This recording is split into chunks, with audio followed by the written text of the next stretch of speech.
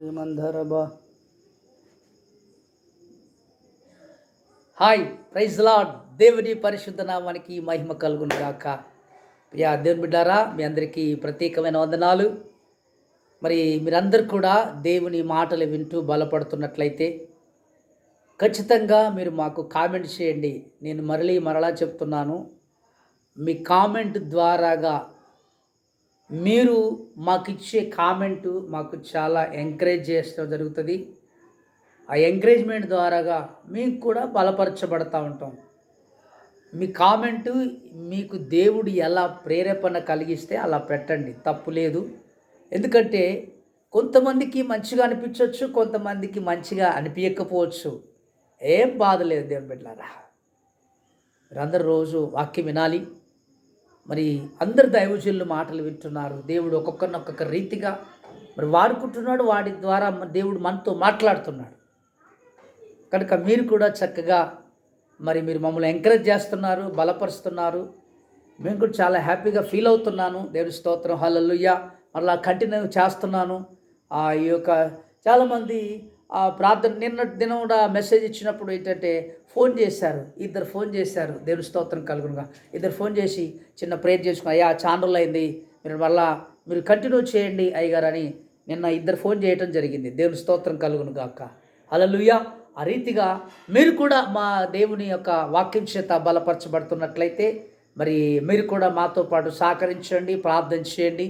ప్రభు సన్నిధిలో మనం అందరము మనం సంపాదించుకునేది ఏమి లేదు, కొంటపోయేది ఏమి లేదు. కానీ దేవుని వాక్యం చేత మనం సరి చేసుకుంటూ బలపరచబడదాం. దేవుని స్తోత్రం, హల్లెలూయా. మీరందరూ బాగున్నారని నేనైతే నమ్ముచున్నాను. మీరు మా కోసం ప్రార్థన చేస్తున్నారని కూడా నేను నమ్ముతున్నాను.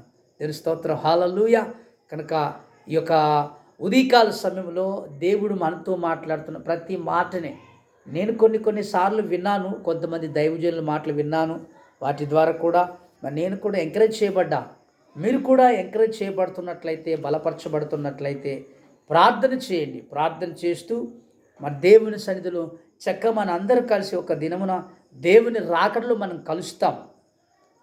కలిసినప్పుడు మనం ఏమి చేసినా, ఎక్కడ మనం ఏ ప్రాంతంలో ఉన్నా, ఏ రాష్ట్రంలో ఉన్నా, ఏ జిల్లాల్లో ఉన్నా కూడా మరి ప్రభు ఇక్కడైతే ఎవరి సంఘాలు ఏ ఊరు ఆ జిల్లాలు ఉంటాయి. కానీ అక్కడ తండ్రి రాజ్యం పోయిన తర్వాత అక్కడ అవన్నీ ఉండవు. దేవుని స్తోత్రం కలుగును గాక. అక్కడ మన దేవుడు అందరినీ ఒకే రీతిగా ప్రేమిస్తాడు. కనుక ఈ యొక్క ఉదయకాల సమయంలో మనం అందరం కూడా మరి దేవుని మాటల చేత బలపరచబడదాం. మరి మీరు ఎంతగానో వింటున్నారు, చాలామంది సబ్స్క్రైబ్ చేస్తున్నారు. ఇంకా నువ్వు చేయండి. మీ కొలీగ్స్కు, మీ ఫ్రెండ్స్కు తెలియపరచాలని ప్రభువు పేట మనవి చేస్తున్నాను. దేవుని స్తోత్రం, హల్లెలూయా. చిన్న ఒక పల్లవి పాడుకొని మనం దేవుని యొక్క వాగ్దానంలోకి వెళ్ళిపోదాం. ప్రైజ్ ది లార్డ్, హల్లెలూయా. ఆకర్షించే ప్రియుడా, అందమైన దైవమా, పరిపూర్ణమైన వాడా. ఆకర్షించే ప్రియుడా, అందమైన దైవమా, పరిపూర్ణమైన వాడా. నీదు తలపైనున్న అభిషేకం అధికంగా సువాసన ఇచ్చుచున్నది. నీదు తలపైనున్న అభిషేకం అధికంగా సువాసన ఇచ్చుచున్నది. నీదు ప్రేమ చేతులే ప్రేమించే చేతులే, నీదు ప్రేమ చేతులే ప్రేమించే చేతులు, నీదు ప్రేమ చూపులు నాకు చాలు. నీదు ప్రేమ చూపులు నాకు చాలు. ఆకర్షించే ప్రియుడా, అందమైన దైవమా, పరిపూర్ణమైన వాడా. ఆకర్షించే ప్రియుడా, అందమైన దైవమా, పరిపూర్ణమైన వాడా. ఆమేన్. ప్రైజ్ ది లార్డ్, హల్లెలూయా. నేను ఆకర్షించింది, నా తండ్రి ఆకర్షించేది ఎవరు? మన తండ్రి రాజ్యానికి కూడా పోలేము. దేవుడు మనం ఆకర్షిస్తే తండ్రి రాజ్యానికి మనం వెళ్ళిపోతాం. దేవుని స్తోత్రం కలుగును గాక.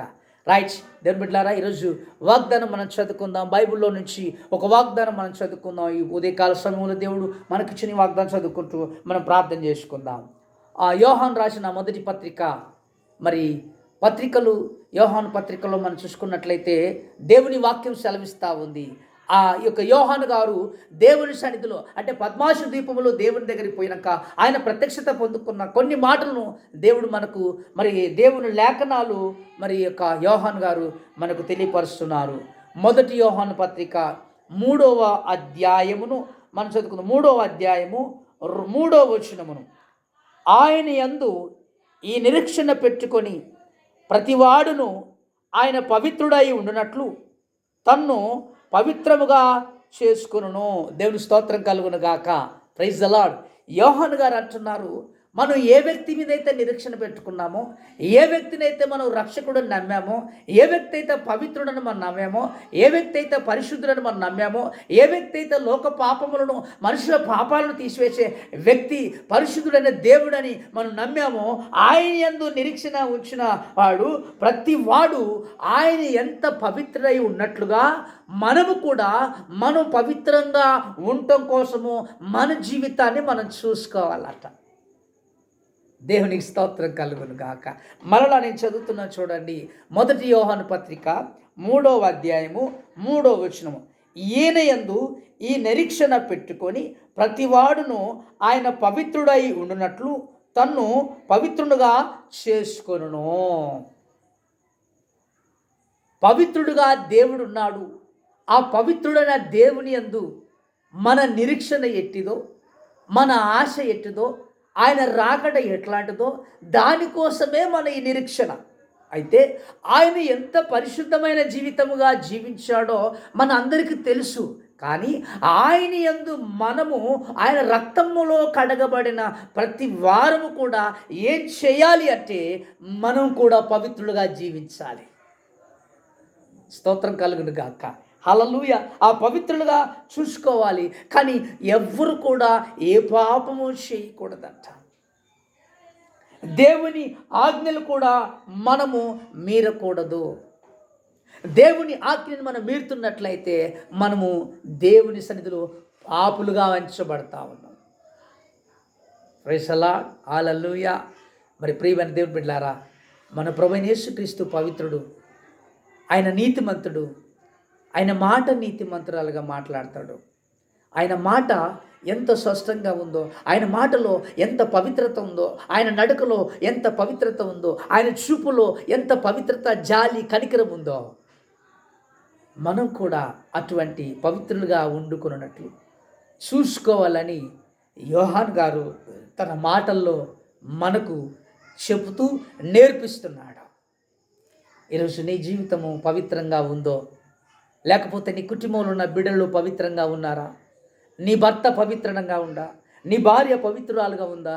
ఒకసారి మీరు చూసుకోవాల్సిందే. దేని స్తోత్రం కలుగును గాక. పరిశుద్ధత లేకుండా ప్రభుని ఎవరు కూడా చూడలేరు. ఆమేన్. హల్లెలూయా. చాలా చక్కని ఈ నిరీక్షణ, ఆయన యందు నిరీక్షణ పెట్టుకున్న ప్రతి వాడును, ఎవరైతే దేవుడు యేసుక్రీస్తు దేవుడని నమ్మి మారు మనసు పొందారో, బాప్తిసం పొందారో, ఆయన నిరీక్షణ కోసం ఎవరైతే వెయిటింగ్ చేస్తున్నారో, దేవుని రాకడ కొరకు కనిపెట్టుకొని, ఓర్చుకొని, భరించుకొని, తగ్గించుకొని ఉంటున్నారో, వారు కూడా దేవుడు ఎంత పరిశుద్ధుడుగా ఉన్నారో వీరు కూడా అంత పరిశుద్ధంగా ఉండాలని చూసుకోవాలట. Amen. Hallelujah. Praise the Lord. దేవుని స్తోత్రం. కనుక ప్రియమైన దేవుని బిడ్డలారా, మరి మీ పవిత్రత ఎంతవరకు ఉంది? మీ పరిశుద్ధత ఇన్ని రోజులు ఎంతవరకు మీరు ఉండగలిగారు, ఉంచుకోగలిగారు? ఇకనైనా నీ జీవితాన్ని పరిశుద్ధంగా మార్చుకో. ఎందుకంటే మనం పరిశుద్ధులైన యేసుక్రీస్తుని ఆరాధిస్తున్నాం. ఆ ప్రభుని ఒక దినం కలుస్తాం. అక్కడ కోట్లాని కోట్ల దూతలు పరిశుద్ధుడు పరిశుద్ధుడు పరిశుద్ధుడు అని ఆయన కొనియాడబడుతున్నప్పుడు, ఆ పరిశుద్ధులైన దేవుని కలిగిన మనలో అపవిత్రత ఉంటే ఏమైనా దేవుడు ఇష్టపడతాడా? నీలో కానీ, నీ భర్తలో కానీ, నీ బిడ్డల్లో కానీ, నీ ఇంట్లో కానీ, నీ సంఘములో కానీ, ఈవెన్ నీ సేవకుల్లో కానీ అహందలరికి అలామా ఏమనుంటే అపవిత్రత ఉంటే దేవుడు ఇష్టపడతాడా? నో, ఇష్టపడడు. కనుక ఆయన ఎంత నువ్వు నిరీక్షణ పెట్టుకున్నావు, ఆ నిరీక్షణ నిన్ను ఎప్పుడు సిగ్గుపరచదు. కానీ నువ్వు పవిత్రంగా ఉండటం కోసం కాపాడుకోవాలి. ఆ పవిత్రతే నిన్ను పరలోక రాజ్యంలోకి చేరుతుంది. దేవుడికి స్తోత్రం కలుగును గాక. ఉదయకాల సమయం దేవుడు నీతో నాతో మాట్లాడుతున్న మాట. నువ్వు కానీ నేను కానీ యేసయ్య రాకడ కొరకు మనం నిరీక్షణ కలిగి ఉన్నాం. ఆ నిరీక్షణలో మనం పవిత్రులుగా పరిశుద్ధులుగా ఉండటానికి ప్రయత్నం చేద్దాం. నువ్వైనా ఇంక్లూడింగ్ నేనైనా సరే, మన బిడ్డలైనా సరే, మన కుటుంబాలైనా సరే అందరం పవిత్రంగా ఉన్నట్లు చూసుకో. అందుకని ప్రతివాడును ప్రైజ్ ది లార్డ్ హల్లెలూయా, ప్రతివాడును స్త్రీలు కానీ పురుషులు కానీ సంథింగ్ ఎవరైనా కానీ పవిత్రులుగా ఉన్నట్టు చూసుకుందాం. దేవుని రాకడ ముందుకెళ్దాం. దేవుడు ఈ మాటలు దీవించును గాక. తల వంచండి, ప్రార్థన చేసుకుందాం. ప్రేమ స్వరూపుడైన మా తండ్రి, కృపగల మా యేసయ్యా, నీకు వందనాలు. ఈ ఉదయకాల సమయంలో చక్కని మాటల చేత మమ్మల్ని బలపరుస్తుంది, వందనాలు. ప్రతి ఉదయం నాయన నీ మాటలు ఏ బిడ్డలైతే వింటున్నారో, ఏ కుటుంబాలు అయితే వింటున్నారో తండ్రి, వారందరూ కూడా నాయన అపవిత్రతల నుంచి అయా ప్రభా పవిత్రమైన జీవితం జీవించి ఆ ప్రభుని కలుసుకోవడానికి నీ కృప దయచేయమని ప్రార్థిస్తున్నాను తండ్రి. నీ రాకడలో ప్రభా నీ వచ్చినప్పుడు మాలో అపవిత్రత కానీ మాలో పాపం ఉన్నట్లయితే ప్రభా అయ్యా నిన్ను మేము కలుసుకోలేము, నీతో మాట్లాడలేము, నీ ముఖ దర్శనం చూడలేము కనుక ప్రభా ఏ బిడ్డలైతే ఒకవేళ అపవిత్రమైన జీవితం జీవిస్తున్నారో, ఇగో దేవుని యందు నిరీక్షణ లేకనైనా ప్రభా ఉంటున్నారేమో తండ్రి, వారందరినీ కూడా మీరు దయతో క్షమించమని ప్రార్థిస్తూ నీ కృపలో జ్ఞాపకం చేసుకుని ప్రతి ఉదయకాల సమయంలో తండ్రి నీ బిడ్డలనైనా ఈ మాటలు తండ్రి ప్రభా ఈ దీనదాసుడు ద్వారా చెప్పబడుతున్న ప్రతి మాటను వారు వింటున్నారు. వారి జీవితంలో ఈ ఉదయకాల సమయం లేచి ఈ మాటలు వింటుండగా ఒక అద్భుతమైన కార్యము నీ నామములది జరుగునుగాక. రకమ అది ఏదైనా ఒక కార్యము నీ నామములు జరిగించమని నేను వేడుకుంటున్నా ప్రభా. నీకు వందనాలు తండ్రి. అయా ఉద్యోగాలు లేని వారికి ఉద్యోగాలకు దయచేయండి తండ్రి. నీకు వందనాలు, స్తోత్రాలు స్తోత్రాలు స్తోత్రాలు. నీ కృప నీ కనికరముతో కాపుదలతో నింపి సాయం చేసి బలపరచమని యేసు పరిశుద్ధ నామములో ప్రార్థించి వేడుకుంటున్నాం తండ్రి. Amen amen. God bless you. దేవుడు మీ అందరినీ దీవించును గాక.